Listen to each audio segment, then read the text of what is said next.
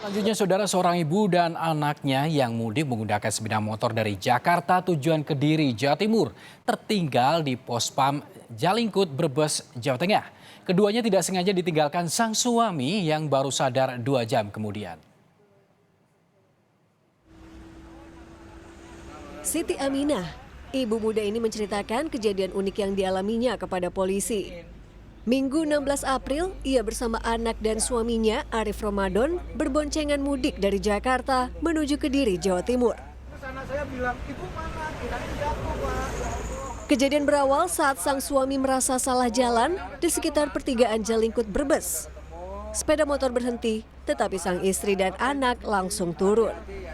Tidak menyadari istri dan anaknya telah turun, suami langsung putar balik ke arah jalan yang semestinya dan melanjutkan perjalanan. Sang suami baru menyadari bahwa istri dan anaknya tidak ada di boncengan saat berada di perbatasan Pemalang Pekalongan yang berjarak lebih dari 70 km. Hampir ke Pekalongan tadi, Pak. Kenapa? Tadi istrinya ketinggalan? Iya, istrinya ketinggalan, dikiranya mau isi bensin, padahal cuma putar balik. Ia pun terpaksa kembali menempuh perjalanan panjang menuju Brebes untuk menjemput sang istri dan anak yang telah menunggunya di Pospam Jalingkut. Tim Liputan, Kompas TV.